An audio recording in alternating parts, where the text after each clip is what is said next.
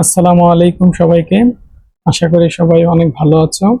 আজকে আমরা এসএসসি রসায়নের তৃতীয় অধ্যায় পদার্থের গঠন এর আপেক্ষিক পারমাণবিক ভর যে টপিকটা সেটা নিয়ে কথা বলবো। তো আপেক্ষিক পারমাণবিক ভর এটা ভালোভাবে জানার জন্য আমাদেরকে প্রথমে কয়েকটা বিষয় জেনে তারপর আগাইতে হবে। তো চলো আমরা প্রথমে সেই দরকারি বিষয়গুলো আগে জেনে নেই। তো আমরা জানি পরমাণুতে অনেক ধরনের কণিকা থাকে।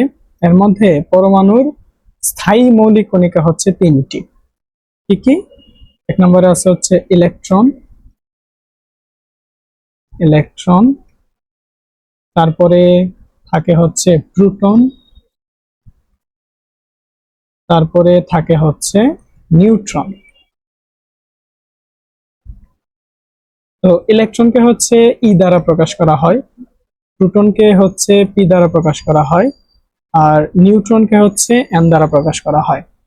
তো ইলেকট্রন, প্রোটন, নিউট্রন এদের প্রত্যেকের একটা প্রকৃত ভর থাকে।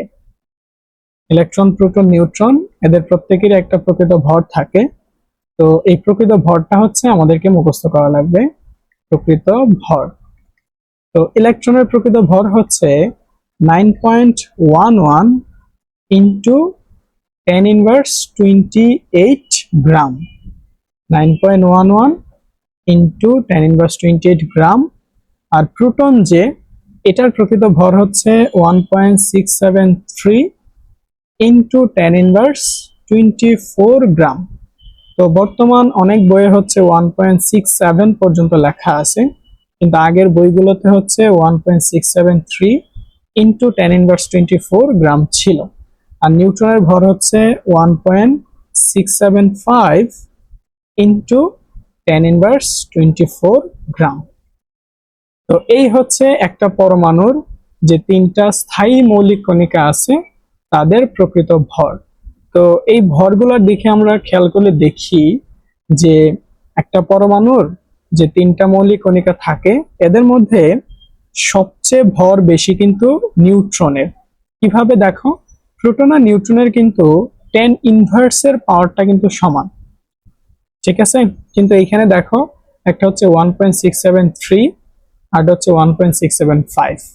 তো অবশ্যই 1.673 থেকে 1.675 বড়, তার মানে সবচেয়ে বড় নিউট্রনের ভর, আর ইলেকট্রনের ভর সবচেয়ে কম। তো অনেকের মনে হইতে পারে যে ভাইয়া এখানে তো 9.11, যেগুলো আসলে 1.673 বা 1.675 থেকে বড়, কিন্তু তারপরেও দেখো ইলেকট্রনের ভরের ইনভার্সের পার্টটা কিন্তু বড়। তো ইনভার্স যার যত বড় হয় তার প্রকৃত মানটা তত ছোট হয়। তার মানে আমরা বলতে পারি ইলেকট্রন, প্রোটন, নিউট্রনের মধ্যে সবচেয়ে বেশি ভর নিউট্রনের এবং সবচেয়ে কম ভর ইলেকট্রনের। এখন ইলেকট্রনের ভর যে কম, সেটা প্রোটন বা নিউট্রনের কত গুণ কম, অথবা প্রোটন বা নিউট্রনের ভর যে ইলেকট্রনের চেয়ে বেশি সেটা কত গুণ বেশি, এটা যদি আমরা বের করতে চাই তাহলে আমাদেরকে যদি এরকম বলা হয় যে ইলেকট্রনের ভর প্রোটনের কত গুণ, ইলেকট্রনের ভর প্রোটনের কত গুণ, ইলেকট্রনের ভর প্রোটনের কত গুণ। তো এই ক্ষেত্রে যার ভর বলে তারটা বসবে উপরে, আর যার সাপেক্ষে বলে সেটা বসবে নিচে। এই ভাগটা করলে আমরা যে মানটা পাবো সেটাই একটার সাপেক্ষে আরেকটার ভর কত গুণ সেটা বের করার নিয়ম। তাহলে কিভাবে করব? যার ভর বের করতে বলবে সেটা বসবে উপরে, আর যার কত গুণ যেটা বলবে সেটা বসবে নিচে। তাহলে আমাদেরকে বলছে ইলেকট্রনের ভর প্রোটনের কত গুণ, তাহলে আমরা ইলেকট্রনের ভর বসাবো উপরে, 9.11 ইন্টু 10⁻28, আর প্রোটনের ভর বসবে নিচে 1.673 ইন্টু 10⁻24। তো এটা একটা অ্যাপ্রক্সিমেট মান আসে। চলো আমরা ক্যালকুলেটরে করে দেখি। তাহলে 9.11 into 10⁻28 divided by 1.673 into tan inverse 24। তো এই মানটা হচ্ছে প্রায়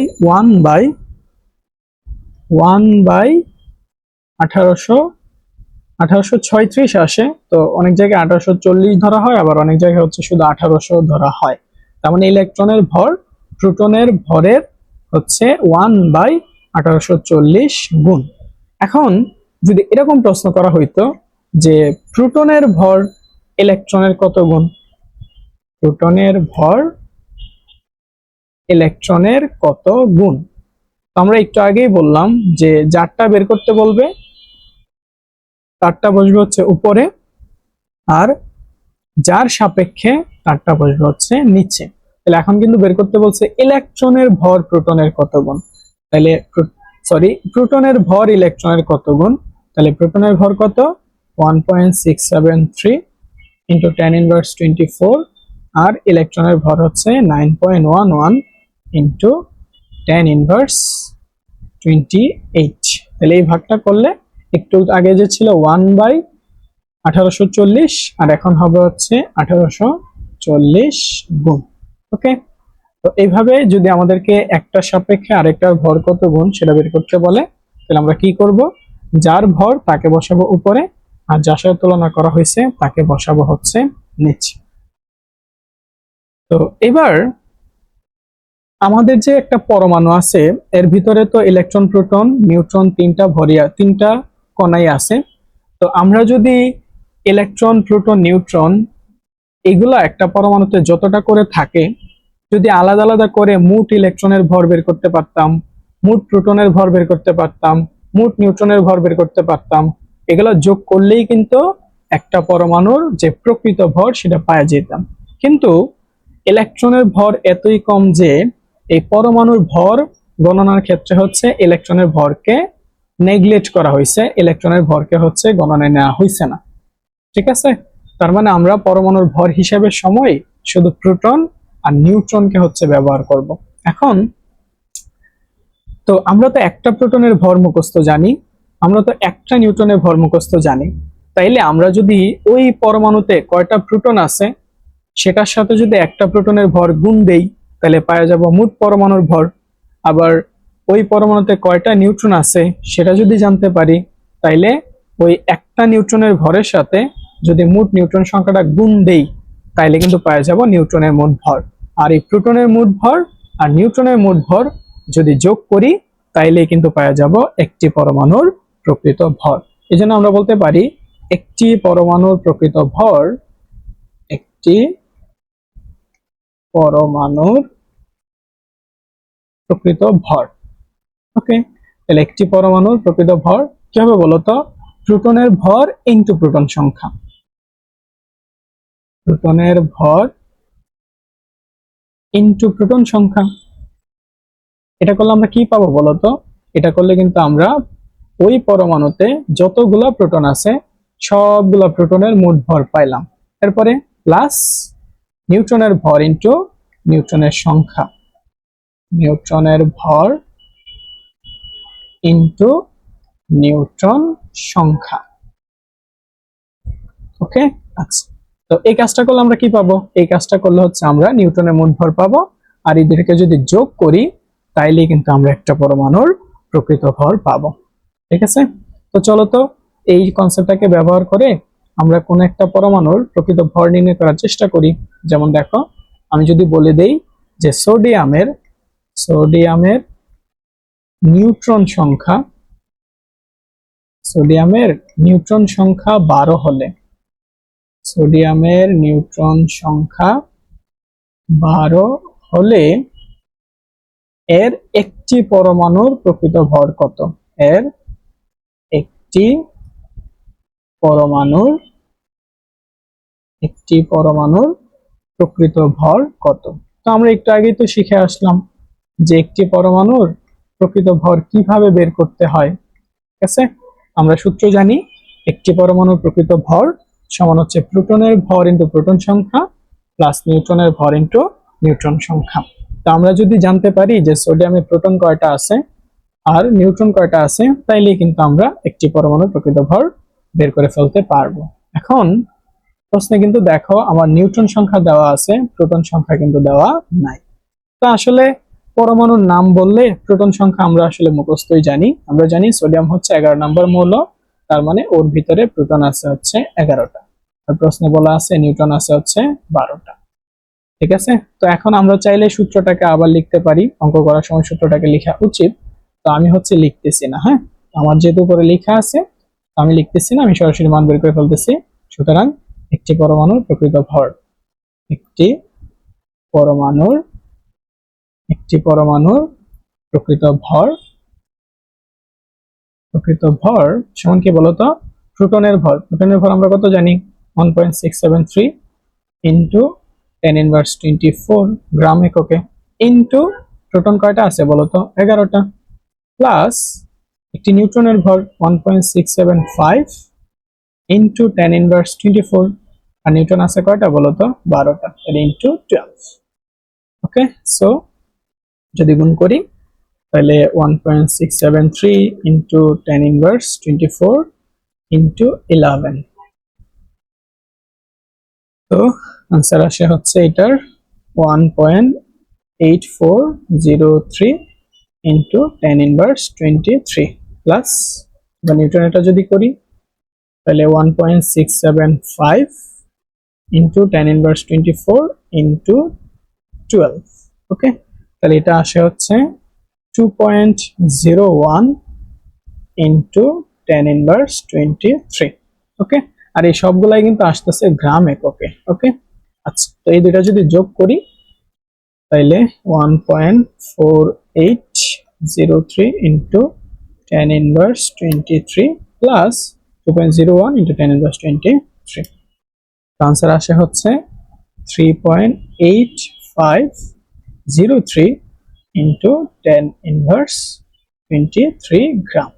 ওকে, সো এইভাবে যদি আমাদেরকে কোনো একটা পরমাণুর প্রকৃত ভর বের করতে বলে, তাহলে আমরা প্রথমে দেখব তার প্রোটন সংখ্যা কত, আমরা দেখব তার নিউট্রন সংখ্যা কত, তারপরে আমরা প্রকৃত পরমাণু বের করার যে সূত্র জানি সেটা লিখে তারপর হচ্ছে করতে পারবো। সো এই কাজটা করার জন্য কিন্তু আমাদেরকে আসলে একটি প্রোটনের ভর আর একটি নিউট্রনের ভর কিন্তু মুখস্থ করা লাগবে। ঠিক আছে, আচ্ছা, এখন এই যে আমি যে একটা পরমাণু প্রকৃত ভর বের করলাম, খেয়াল করে দেখো এই মানটা কিন্তু অনেক ছোট। তো এইভাবে যদি 118টা যে মৌল আছে, প্রত্যেকটা মৌলের যদি প্রকৃত ভর বের করো আর তোমাকে যদি বলি মুখস্থ করো, তাহলে কিন্তু এই কাজটা অনেক কঠিন হয়ে যাবে। দেখো এই ভরটা কিন্তু অনেক ছোট। ঠিক আছে, সো এই এত ছোট মানটাকে আমরা মনেও রাখতে পারবো না, আবার আমরা আসলে ফিলও করতে পারতেছি না যে এই ভরটা আসলে কতটুকু। তো এই সমস্যা দূর করার জন্য হচ্ছে বের করা হয়েছে হচ্ছে আপেক্ষিক পারমাণবিক ভর। ঠিক আছে, তো আপেক্ষিক পারমাণবিক ভর কি করা হয়েছে সেটা হচ্ছে যে, আচ্ছা এই মানটা যেহেতু এত ছোট, তাহলে আমরা এই মানটাকে আরেকটা ছোট মান দিয়ে ভাগ করে তারপরে যে সুন্দর একটা সংখ্যা আসে সেটা দিয়ে মনে রাখি। কিরকম? ধরো আমি একটা বাচ্চারে বললাম, এই মনে রাখো তো 2000, তারপরে 4000, তারপরে 6000। আমি ধরো একটা বাচ্চাকে বললাম এই সংখ্যাগুলো মনে রাখো, কিন্তু বাচ্চাটা বলতেছে এত বড় বড় সংখ্যা আমি মনে রাখতে পারবো না। পরে বললাম আচ্ছা ঠিক আছে, তাইলে তুমি যদি এত বড় বড় সংখ্যা মনে রাখতে পারতেছো না, তাহলে ওদেরকে 1000 দিয়ে ভাগ করলে যা হয় সেটা মনে রাখো তো। 1000 দিয়ে ভাগ করলে যেটা হয় সেটা মনে রাখো। তখন দেখো 2000কে 1000 দিয়ে ভাগ করলে 2, এটা 4, আর এটা 6। এই সংখ্যাগুলো কিন্তু মনে রাখা একটা ছোট মানুষের জন্য আগের গুলো হচ্ছে সহজ। কিন্তু দেখো ও কিন্তু প্রকৃত মানটা মুখস্থ করে নাই, ও কিন্তু মুখস্থ করছে একটা জিনিসটা ভাগ দিয়া যেটা আসছে সেটা। এখন ভাগ দিয়ে যেটা আসছে সেটা যদি ও মনে রাখতে পারে, আর কত দেয়া ভাগটা দিছি সেটাও যদি ও মনে রাখতে পারে, তাইলে কিন্তু আলটিমেটলি আমরা আসলে ওই প্রকৃত মানটাতেও ফেরত যেতে পারবো। কিভাবে? দেখো আমি যে এখানে 2000কে 1000 দিয়ে ভাগ করছি, আনসার আসছে 2। যদি কেউ বলে যে হ্যাঁ 2, তার মানে ও বলতেছে 2, কিন্তু আলটিমেটলি আসলে 2000ই মিন করতেছে। কেন? কারণ আমি জানি যে 1000 দিয়ে ভাগ দেওয়ার পরে আসছে 2। তো একইভাবে আমাদের যে প্রকৃত ভর, এই ছোট ছোট মানগুলাকে আমরা আসলে আরেকটা ছোট ভর দিয়ে ভাগ দিয়ে তারপরে মনে রাখি, এবং ওই আরেকটা ছোট ভরকেই বলা হয় হচ্ছে কার্বন 12 আইসোটোপের ভরের 12/1 অংশ। এই যে কার্বন 12 আইসোটোপের কার্বন 12 আইসোটোপের ভরের 1/12 অংশ। ঠিক আছে, আচ্ছা। তো এই জায়গার মানটা কত? হ্যাঁ, এই মানটা আমরা চাইলে নিজেরা বেরও করতে পারবো, আবার ডিরেক্ট মুখস্থ করতে পারবো। তো আমি হচ্ছে তোমাদেরকে একটু পরে বের করে দেখায় দিব। তো এই মানটা আপাতত মনে রাখো, এই মানটা হচ্ছে 1.66 ইন্টু 10^24 গ্রাম। তাহলে এই যে আরেকটা ছোট মান, এই মানের সাপেক্ষে বা এই মানের সাথে তুলনা করে কোন একটা পরমাণুর প্রকৃত ভর কত, সেই ভাগটা করলে যা পাওয়া যায় সেটা কি বলা হচ্ছে আপেক্ষিক পারমাণবিক ভর। আর যেহেতু আমরা ভাগ করব, তার মানে আমরা আসলে ভাগ করলে পাই কিন্তু একটার তুলনায় আরেকটা কেমন।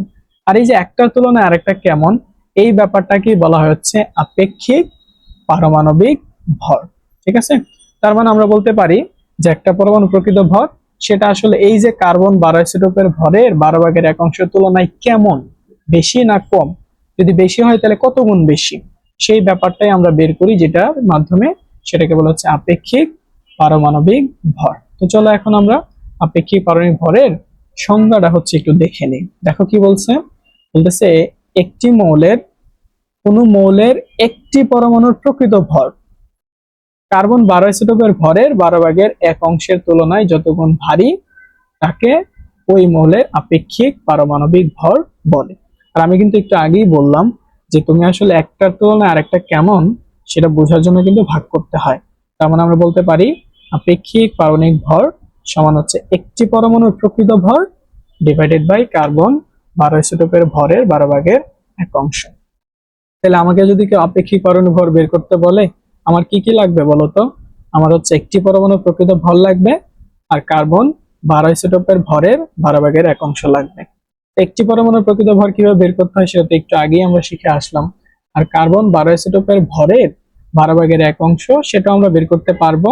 আবার একটু আগে আমি কিন্তু মানটা মুখস্থ লিখে দিছি, সেটা হচ্ছে 1.66 ইন্টু 10^24 গ্রাম।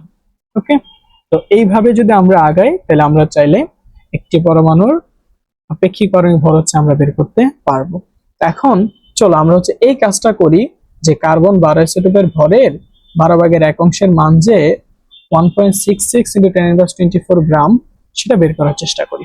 ওকে, তাহলে চলো আমরা এখন কি করব, আমরা হচ্ছে এখন কার্বন 12 আইসোটোপের, আর কার্বন 12 আইসোটোপ মানে হচ্ছে এমন কার্বন যে কার্বনের ভর সংখ্যা হচ্ছে 12। তো আমি একটু পরে আসলে আইসোটোপ, ভর সংখ্যা এগুলো নিয়ে হচ্ছে কথা বলবো এখানেই। ঠিক আছে, তাহলে কার্বন 12 আইসোটোপের ভরের ভরের 1/12 অংশ নির্ণয়। ঠিক আছে, আচ্ছা। তো এটা নির্ণয় করার জন্য আগে চলো কার্বন 12 আইসোটোপের ভরের 1/12 অংশ আগে নির্ণয় করি। ঠিক আছে, তো তুমি খেয়াল করে দেখো কার্বন 12 আইসোটোপ এর মানে হচ্ছে কার্বনের ভর সংখ্যা 12। তো আমরা জানি ভর সংখ্যা কিন্তু প্রোটন আর নিউট্রনের যোগফল। ঠিক আছে, তো আমরা আমরা কিন্তু কার্বনের প্রোটন সংখ্যা জানি, আমরা কিন্তু কার্বনের প্রোটন সংখ্যা জানি, সেটা হচ্ছে কার্বনের প্রোটন সংখ্যা হচ্ছে 6। তাহলে প্রোটন আর নিউট্রন যোগ করে যদি 12 হয়, তার মানে নিউট্রন সংখ্যাও কত বলতো? 6। তার মানে কার্বনের প্রকৃত ভর, ঠিক আছে, প্রকৃত ভর যদি আমরা হিসাব করি, আমরা সূত্র জানি। দেখো প্রকৃত ভর সমান কি বলতো? প্রোটনের ভর কত? 1.673 ইন্টু 10^24 ইন্টু প্রোটন সংখ্যা কত? 6 প্লাস নিউটনের ভর কত? 1.675 ইন্টু 10^24 ইন্টু নিউটন সংখ্যা কত বলতো? 6। তো দেখা গেছে এই যোগটা গুণ করে যদি যোগটা আমি করি তাহলে কত আসে দেখি, 1.673 ইন্টু 10^24, তারপরে গুণ আছে 6 সাথে, দেন 1.675 ইন্টু 10^24, তারপরে গুণ আছে সাথে 6। ওকে, এই মানটা আসে হচ্ছে 2.0088 ইন্টু 10^23 গ্রাম। ওকে, সুতরাং 1/12 অংশ।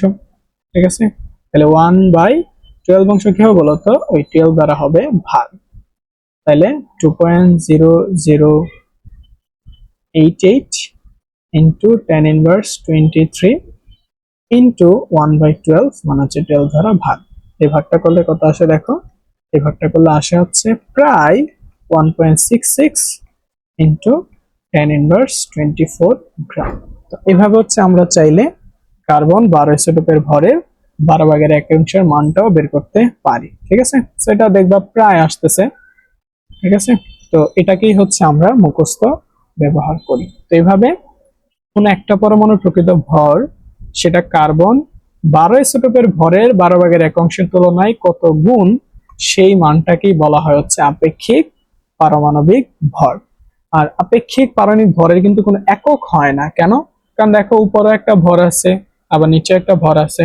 তো ভরের একক গ্রাম গ্রাম যদি বসাই বা কেজি কেজিও যদি বসাই, তাহলে ওই এককগুলা কাটাকাটি গিয়ে আপেক্ষিক পারমাণবিক ভরের কোনো একক থাকে না। ওকে, আচ্ছা, তো এবার চলো আমরা একটা অঙ্ক করি তাইলে। ওকে, তো আমরা চাইলে সোডিয়ামেরটাই আবার করতে পারি। দেখো যে সোডিয়ামের আপেক্ষিক পারমাণবিক ভর কত। ঠিক আছে, অথবা সোডিয়াম বাদে যদি অন্য কারো আপেক্ষিক পারমাণবিক ভর বের করতে চাই, দেখো তাহলে আমি যদি বলি অ্যালুমিনিয়ামের নিউট্রন সংখ্যা 13 হলে, অ্যালুমিনিয়ামের নিউট্রন সংখ্যা 13 হলে আপেক্ষিক পারমাণবিক ভর নির্ণয় করো। আপেক্ষিক পারমাণবিক ভর নির্ণয় করো। ঠিক আছে, ওকে, তাহলে কি দেওয়া আছে দেখো, অ্যালুমিনিয়ামের নিউট্রন সংখ্যা দেওয়া আছে 13, বলতেছে এর আপেক্ষিক পারমাণবিক ভর নির্ণয় করো। তো আমরা আপেক্ষিক পারমাণবিক ভরের সূত্র কি জানি বলতো? তো আগেই দেখে আসলাম না যে আপেক্ষিক পারমাণবিক ভর সমান একটি পরমাণুর প্রকৃত ভর ডিভাইডেড বাই কার্বন 12 আইসোটোপের ভরের 12/1। তাহলে আমাদেরকে আসলে একটি পরমাণুর প্রকৃত ভর বের করতে হবে। ঠিক আছে, তো অ্যালুমিনিয়ামের প্রকৃত ভর বের করি চলো। তাহলে প্রকৃত ভর, তার আগে অ্যালুমিনিয়ামের প্রোটন সংখ্যা, ওই যে অ্যালুমিনিয়াম 13 নাম্বার, তাহলে প্রোটন আছে 13। আচ্ছা, তো অ্যালুমিনিয়ামের নিউট্রন সংখ্যা 14 দিলাম। অ্যালুমিনিয়ামের নিউট্রন সংখ্যা 14 দিলাম। ওকে, আচ্ছা, তো প্রোটন সংখ্যা 13 মুখস্থ জানি, আর নিউট্রন সংখ্যা হচ্ছে প্রশ্ন দেওয়া আছে 14। এবার তাহলে যদি প্রকৃত ভর বের করি, দেখো তাহলে প্রকৃত ভর আগেই জানি, প্রকৃত ভর সমান কি বলতো, প্রোটনের ভর কত 1.673 ইন্টু 10^24 ইন্টু প্রোটন সংখ্যা প্লাস নিউট্রনের ভর কত 1.675 ইন্টু 10^24 ইন্টু কি বলতো নিউট্রন সংখ্যা। তো গুণ করে যদি যোগ করি, একসাথে করে ফেলতেছি, দেখো কত আসে। তাহলে 1.673 into 10^24 into 13 plus 1.675 into 10^24 into 14, তাহলে আনসার আসতেছে হচ্ছে 4.52 ইন্টু 10^23 গ্রাম। ওকে, তো আমরা যদি প্রকৃত ভর বের করতে পারি এইবার, তাহলে আমরা বের করবো হচ্ছে আপেক্ষিক পারমাণবিক ভর। সুতরাং আপেক্ষিক পারমাণবিক ভর, আপেক্ষিক পারমাণবিক ভর সমান কি জানি বলতো, সমান সূত্র লিখতেছি না, ডিরেক্ট বসায় দিচ্ছি। আপেক্ষিক পারমাণবিক ভর সমান উপরে হবে একটি পরমাণুর প্রকৃত ভর কত বলতো 4.52 ইন্টু 10^23 ডিভাইডেড বাই কার্বন 12 আইসোটোপের ভরের 12/1 কত বলতো 1.66 ইন্টু 10^24। এই ভাগটা যদি করি তাহলে দেখো, তো তোমরা নিজেরাও করে দেখো, আনসার আসে হচ্ছে প্রায় 27। ঠিক আছে, 27.22 বা 27 প্রায়। তো তোমাদের মনে আছে কিনা, আমরা অনেকেই হয়তো এই আপেক্ষিক পারমাণবিক ভরগুলো মুখস্থ করি, সেটা হচ্ছে অ্যালুমিনিয়ামের আপেক্ষিক পারমাণবিক ভর হচ্ছে 27। তার মানে আমরা কিন্তু আসলে প্রকৃত ভরটা মুখস্থ করি না, আমরা এই ভাগ দেওয়ার পরে যে মানটা আসে সেটাকেই হচ্ছে মুখস্থ করি। আচ্ছা, এই যে আপেক্ষিক পারমাণবিক ভর সেটা আসলো, এটা আসলে কি বোঝায়? তো এই আপেক্ষিক পারমাণবিক ভরটা আসলে বোঝায় এই যে অ্যালুমিনিয়ামের একটি পরমাণু প্রকৃত ভর সেটা কার্বন 12 আইসোটোপের ভরের 12/1 তুলনায় 27 গুণ ভারী, মানে 27 গুণ বেশি। ঠিক আছে, তো এইভাবে আমরা চাইলে একটি পরমাণুর প্রকৃত ভর বের করে এটাকে কার্বন 12 এসিটোপের ভরের 12/1 দিয়ে ভাগ করে হচ্ছে আপেক্ষিক পারমাণবিক ভর বের করতে পারি। এখন আপেক্ষিক পারমাণবিক ভর বের করার আরেকটা উপায় আছে, সেটা হচ্ছে আইসোটোপকে ব্যবহার করে।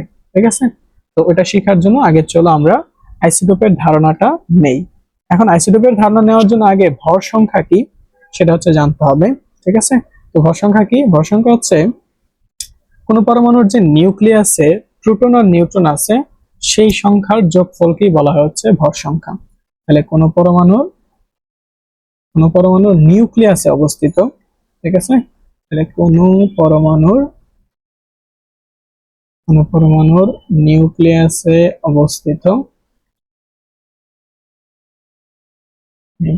অবস্থিত প্রোটন এবং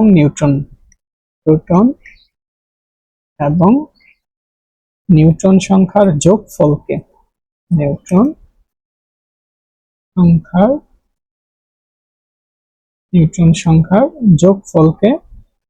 ভর সংখ্যা বলে।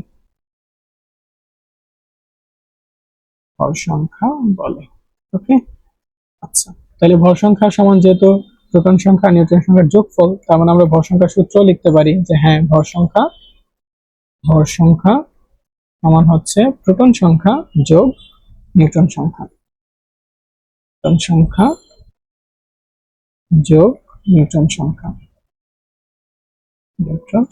এখন এগুলাকে আবার হচ্ছে প্রতীক দ্বারা সূত্রটাকে আবার লেখা যায়। ভর সংখ্যাকে হচ্ছে এ দ্বারা প্রকাশ করা হয়, আর প্রোটন সংখ্যা পি, নিউট্রন সংখ্যা হচ্ছে এন। ঠিক আছে, আচ্ছা, এখন দেখা গেছে যে ভর সংখ্যা আসলে মানে কি? প্রোটন সংখ্যা নিউট্রন সংখ্যা। এখন এই প্রোটন আর নিউট্রন থাকে কোথায়? নিউক্লিয়াসে।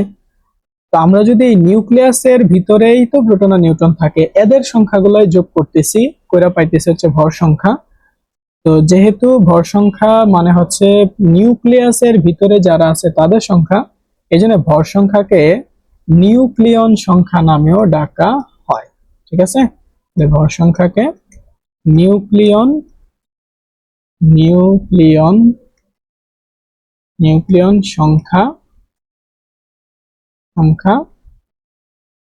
সংখ্যাও বলা হয়। ঠিক আছে, তাহলে ভর সংখ্যা যে কথা, নিউক্লিয়ন সংখ্যা একই কথা।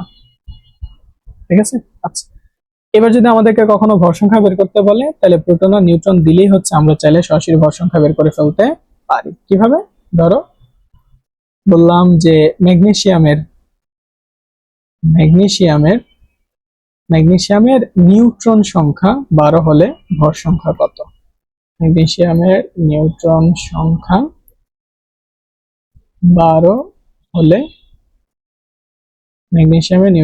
12 হলে ভর সংখ্যা কত?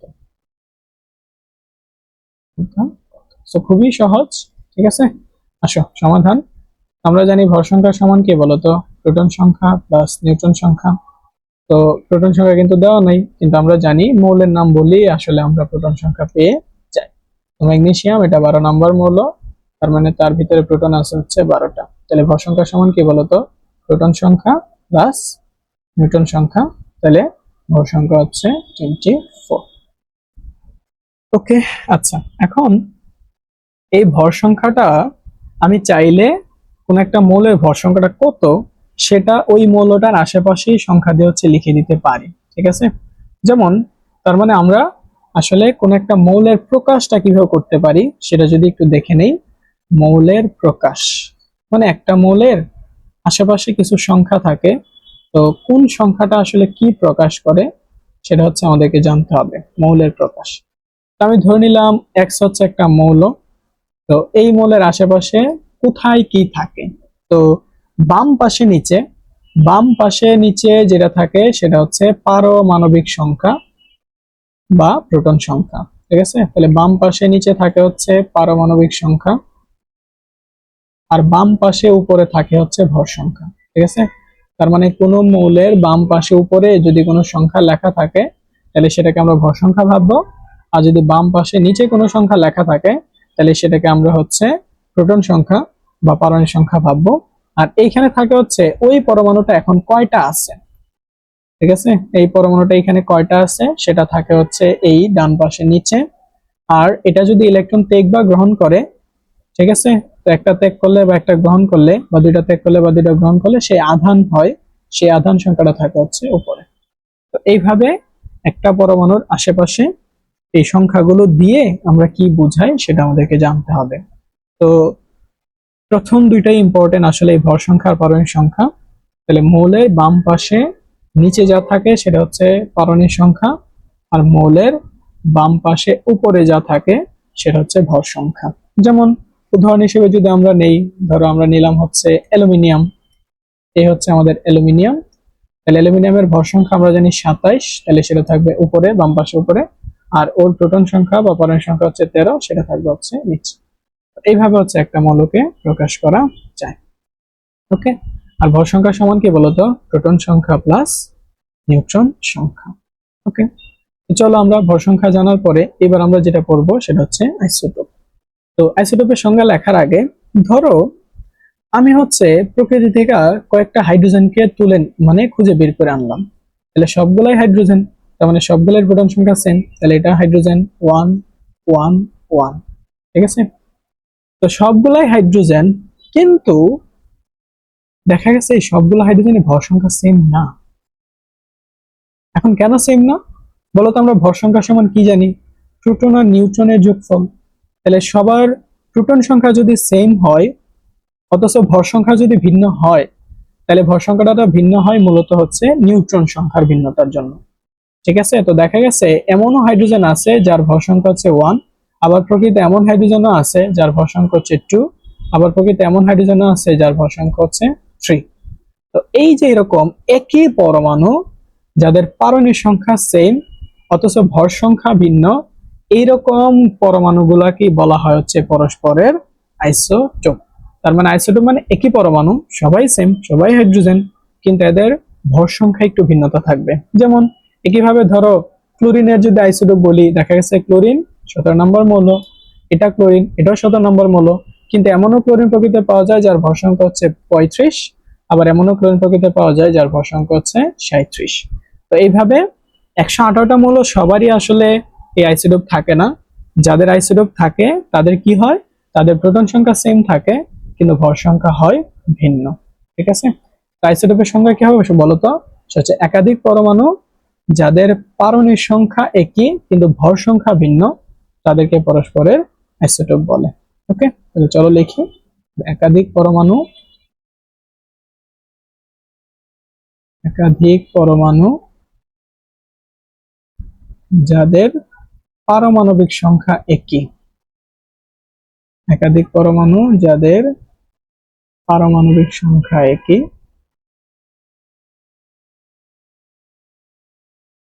কিন্তু ভর সংখ্যা ভিন্ন, কিন্তু ভর সংখ্যা ভিন্ন ভিন্ন, তাদেরকে পরস্পরের আইসোটোপ বলে। তাদেরকে পরস্পরের তাদেরকে পরস্পরের আইসোটোপ বলে। ঠিক আছে, আচ্ছা এখন আসলে কোন কোন মৌলের আইসোটোপ আছে সেটা আমাদের বইয়ে ওইভাবে বলা নাই, তাও আমাদের বইয়ে কিছু মৌলের আইসোটোপের কথা দেওয়া আছে, তো এগুলো এমসিকিউ আসতে পারে, এই জন্য আমরা জেনে নিই। সেটা হচ্ছে হাইড্রোজেনের মোট আইসোটোপ হচ্ছে 7টি। হাইড্রোজেনের মোট আইসোটোপ 7টি। ঠিক আছে, হাইড্রোজেনের মোট আইসোটোপ হচ্ছে 7টি। কি কি? ওই যে হাইড্রোজেন যার ভর সংখ্যা 1, তারপরে আছে হাইড্রোজেন যার ভর সংখ্যা 2, তারপর আছে হাইড্রোজেন যার ভর সংখ্যা 3, হাইড্রোজেন যার ভর সংখ্যা 4, তারপরে 5, তারপরে 6, তারপরে 7, এরকম 7টা আইসোটোপ হচ্ছে হাইড্রোজেনের আছে। কিন্তু প্রকৃতিতে পাওয়া যায় হচ্ছে 3টি। কিন্তু প্রকৃতিতে হাইড্রোজেনের আইসোটোপ পাওয়া যায় হচ্ছে 3টি। প্রকৃতিতে পাওয়া পাওয়া যায় 3টি। তো কোন 3টা? সেটা হচ্ছে এই যে 1 2 3, এই 3টা হচ্ছে আমাদের প্রকৃতিতে পাওয়া যায়। তাহলে হাইড্রোজেন 1, হাইড্রোজেন 2, হাইড্রোজেন 3 এদেরকে হচ্ছে প্রকৃতিতে পাওয়া যায়। তো সবাই কিন্তু হাইড্রোজেন, হ্যাঁ। তো হাইড্রোজেন হওয়া সত্ত্বেও এই ভিন্ন ভিন্ন আইসোটোপ গুলার আবার নাম দেয়া হয়েছে। প্রত্যেকটা আইসোটোপের আসলে নামকরণ করা হয় নাই, শুধুমাত্র হাইড্রোজেনের যে 3টা আইসোটোপ আছে এদেরকে আবার নাম করা হয়েছে কিরকম। সে হচ্ছে যে হাইড্রোজেনের ভর সংখ্যা 1 তার নাম দেওয়া হয়েছে হচ্ছে প্রোটিয়াম, ঠিক আছে। যে হাইড্রোজেনের ভর সংখ্যা 1 তার নাম হচ্ছে প্রোটিয়াম। যে হাইড্রোজেনের ভর সংখ্যা 2 তার নাম হচ্ছে ডিউটেরিয়াম। আর যে হাইড্রোজেনের ভর সংখ্যা 3 তার নাম হচ্ছে ট্রিটিয়াম। তো এই বানানটা নিয়ে আসলে খুবই কনফিউজ থাকে অনেকে, কোথাও কোথাও লেখা থাকে ট্রিটিয়াম, আবার কোথাও কোথাও লেখা থাকে ট্রিট্রিয়াম, ঠিক আছে। তো তোমাদের বইয়ে যদি থাকে তাহলে কি আছে সেটা একটু দেখে শিখে নিও। ওকে, তাহলে দেখো, একই পরমাণু যাদের পারমাণবিক সংখ্যা সেম কিন্তু ভর সংখ্যা ভিন্ন, তাদেরকেই বলা হয় হচ্ছে পরস্পরের আইসোটোপ, ঠিক আছে। তো হাইড্রোজেনের মোট 7টা আইসোটোপ আছে, এর মধ্যে প্রকৃতিতে পাওয়া যায় হচ্ছে 3টা। এই 3টার আবার নামকরণ করা হয়েছে, সেটা হচ্ছে যে হাইড্রোজেনের ভর সংখ্যা 1 তার নাম প্রোটিয়াম, যে হাইড্রোজেনের ভর সংখ্যা 2 তার নাম ডিউটেরিয়াম, আর যে হাইড্রোজেনের ভর সংখ্যা 3 তার নাম হচ্ছে ট্রিটিয়াম। তো একইভাবে আরো অনেকগুলো মৌলের আইসোটোপ আছে। তো আমাদের হচ্ছে ক্লোরিনের আইসোটোপটা দেওয়া আছে। ক্লোরিনের আইসোটোপ হচ্ছে 2টি, ঠিক আছে। তাহলে ক্লোরিনের আইসোটোপ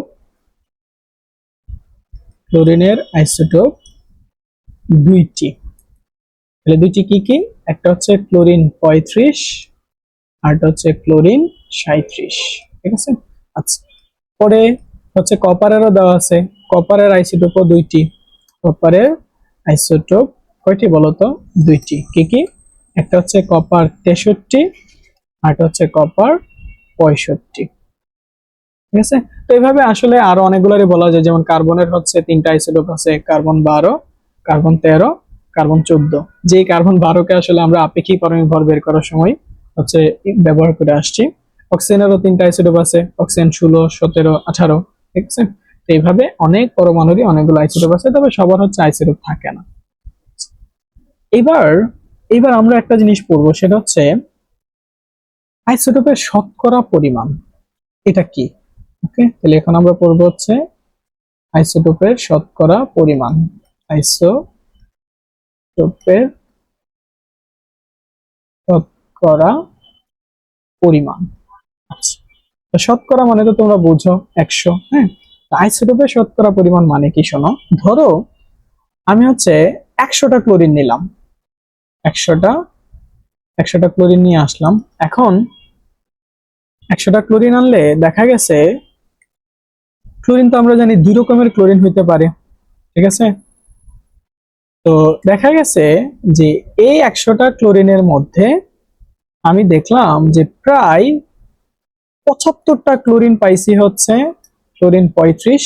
তাহলে দেখো আমি প্রকৃতি থেকে ধরো 100টা ক্লোরিন আনলাম, এর মধ্যে এই ক্লোরিন 35 পাইছি হচ্ছে 75টা, ঠিক আছে।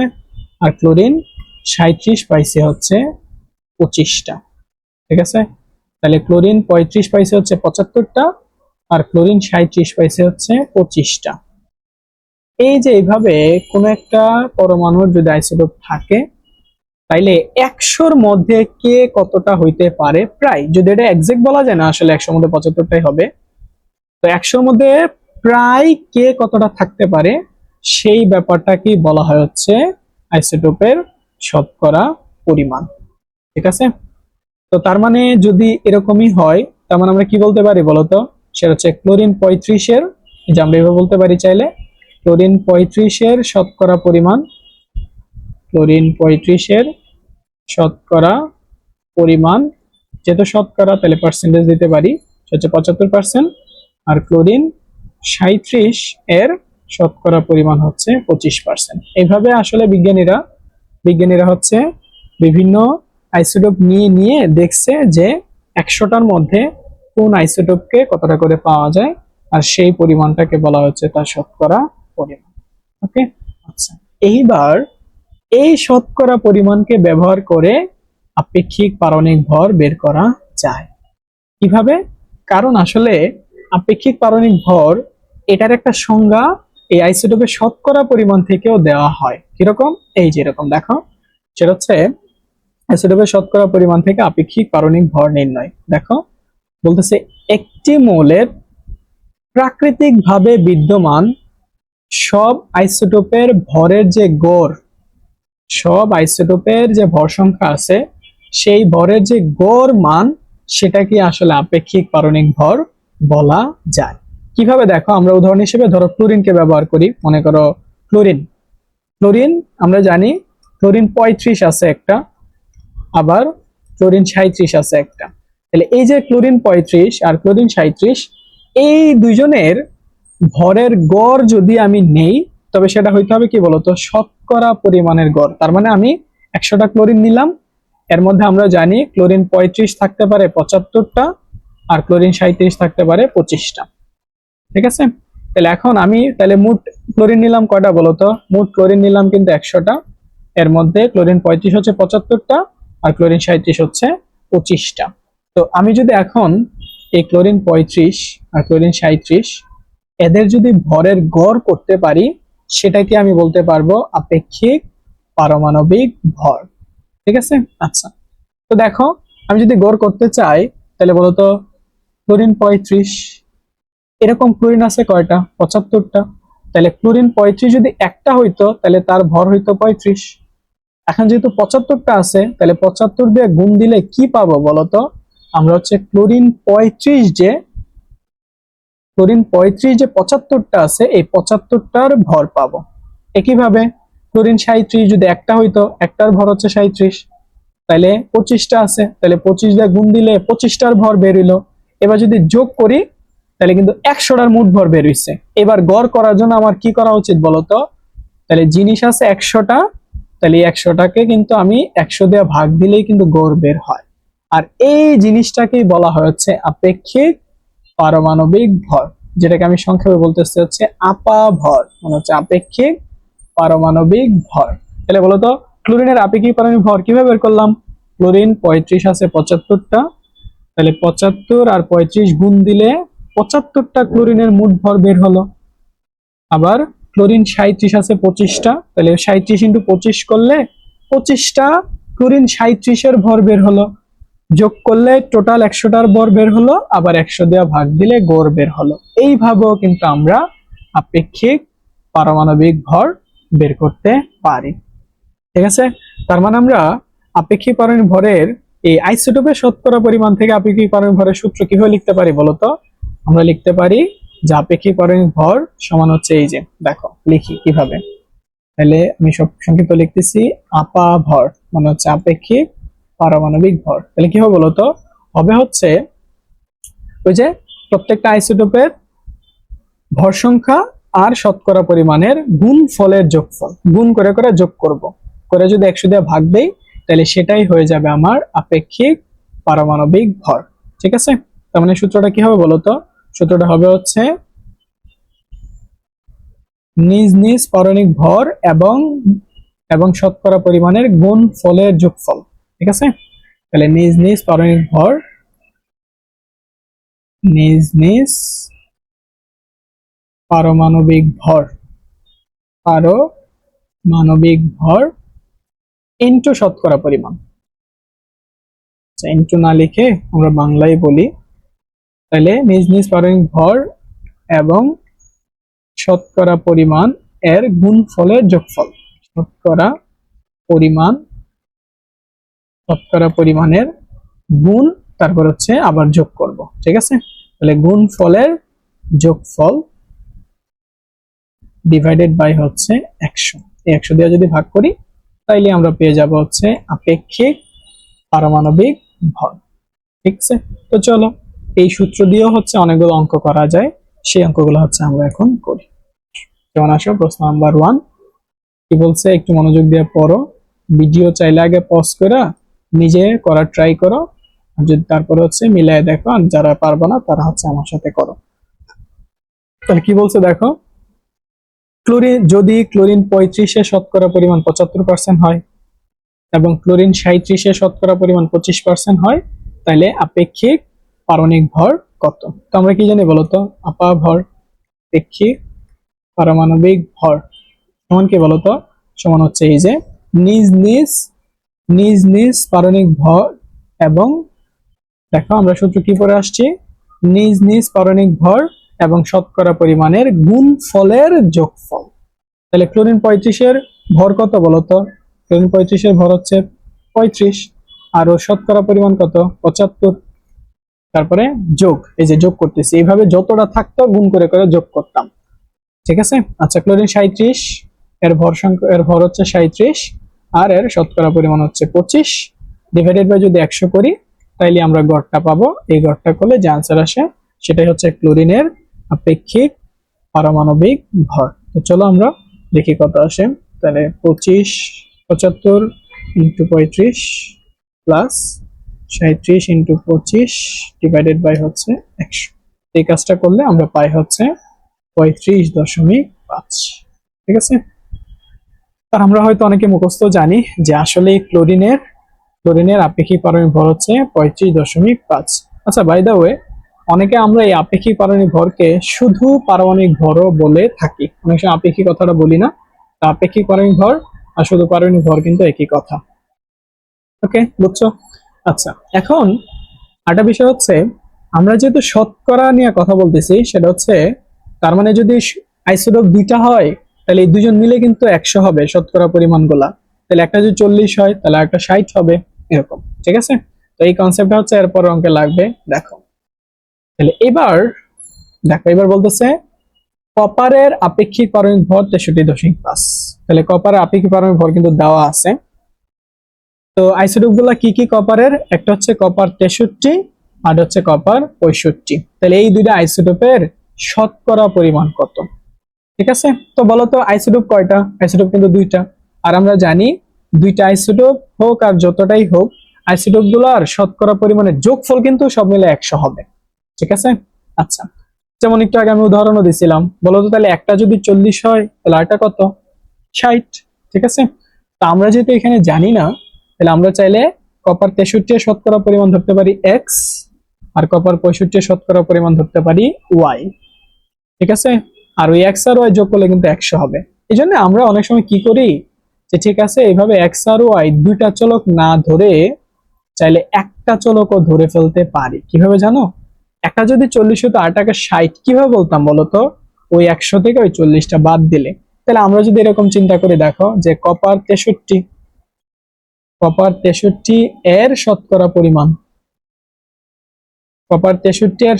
পরিমাণ যদি ধরি এক্স, তাইলে কিন্তু ওই 100 থেকে এক্স বাদ দিলেই কিন্তু কপার 65 এর শতকরা পরিমাণ বের হয়ে যাবে। ঠিক আছে না? তো এটা করলে লাভ কি জানো? এটা করলে লাভ হচ্ছে চলকটা একটু কমে গেল। ঠিক আছে, আনসারটা একটু ছোট হয়ে আসলো, নাহলে আমরা আবার ওয়াই এর জায়গাতে ওর মান টান বসাইতে হইতো। তাহলে আসো, কপার যে 65 ওর শতকরা পরিমাণ তাহলে কি হবে বলতো? আমরা জানি দুইটা মিলে 100 হওয়ার কথা। তাহলে 100 থেকে যদি একটাকে বাদ দেই তাইলেই কিন্তু আরেকটা পাওয়া যায়। শেষ। এবার চলো আমরা আপেক্ষিক পারমাণবিক ভর দেওয়া আছে, তাহলে আপেক্ষিক পারমাণবিক ভরের সূত্র লিখি। আমরা জানি আপেক্ষিক পারমাণবিক ভর সমান কি জানি বলতো? সমান জানি হচ্ছে এই যে ভর, নিজ নিজ ভর ইন্টু শতকরা পরিমাণ। তো একটা কিন্তু গুণ চিহ্ন, একটা এক্স, যদিও দেখতে সেম মনে হচ্ছে, প্লাস এই যে নিজ নিজ ভর আর শতকরা পরিমাণ। তাহলে 100 মাইনাস এক্স ডিভাইডেড বাই 100। এই কাজটা করলেই কিন্তু আমরা কি পাই বলতো? আপেক্ষিক পারমাণবিক ভর। এবার যদি আমি মান টান বসাইলেই দেখবো আমরা এক্স এর মান পাবো। এক্স এর মান পাওয়া মানে কিন্তু কপার 63 এর শতকরা পরিমাণ পাওয়া, আর ওই 100 থেকে এক্স এর মানটা বাদ দিলে হচ্ছে কপার 65 এর শতকরা পরিমাণ পেয়ে যাবো। আসো, তাহলে আপেক্ষিক পারমাণবিক ভর কত দেওয়া আছে বলতো? 63.5 ইকুয়াল টু 63 ইন্টু এক্স মানে হচ্ছে 63x প্লাস এই 65 কিন্তু ব্র্যাকেটের ভিতরে সবার সাথে গুণ। তাহলে 65 আর 100 গুণ করলে হয় হচ্ছে 6500 মাইনাস হচ্ছে 65x ডিভাইডেড বাই হচ্ছে 100। ওকে, এবার তাহলে কোনাকুনি গুণ করো। কোনাকুনি গুণ করলে এটাকে আগে লিখে ফেলো। তাহলে 63x plus 6500 minus 65x equal to 100 দিয়ে এটারে গুণ করলে হয় হচ্ছে 6350। এবার তাহলে x এর পার্টটা রাখো, বাকিটাকে ওই পাশে পাঠাও। তাহলে 63x থেকে 65x যদি বাদ যায় তাহলে থাকে minus 2x equal to 6350 minus ওই যে 6500 কে ওই পাশে পাঠালে এই পাশে প্লাস ছিল, ওই পাশে গেলে মাইনাস হয়ে যাবে। ওকে, ফাইন। এবার তাহলে চলো কি হবে দেখো, তাহলে -2x ইকুয়াল টু এই 6350 থেকে হচ্ছে 6500 যদি বাদ দিই, তাহলে 6350 মাইনাস 6500 সমান হয় হচ্ছে 6350 মাইনাস কত বলো তো 6500। তাহলে আনসার আসে হচ্ছে মাইনাসের 150। তাহলে মাইনাস মাইনাস কেটে যায়, সুতরাং বা 1 সমান হচ্ছে 150/2, সুতরাং 1 সমান হচ্ছে 75। ঠিক আছে, আর আমরা এক্স কাকে ধরছিলাম বলতো, কপার 63 এর শতকরা পরিমাণ। সুতরাং আমরা বলতে পারি যে সুতরাং কপার 63 আছে হচ্ছে কত বলতো 75%, আর 100 থেকে এই 75 বাদ দিলে যত থাকে সেটা হবে কপার 65। তাহলে কপার 65 আছে হচ্ছে 25%। তো এইভাবে যদি আপেক্ষিক পারমাণবিক ভর দেওয়া থাকে আর আইসোটোপ গুলো দেওয়া থাকে, তাহলে তাদের শতকরা পরিমাণ আমরা বের করতে পারি। ঠিক আছে, আচ্ছা। তো যদি এরকম দুইটা আইসোটোপ থাকে তাহলে আমরা সরাসরি বের করতে পারি। এবার কোনো কোনো ক্ষেত্রে তিনটা আইসোটোপও থাকে।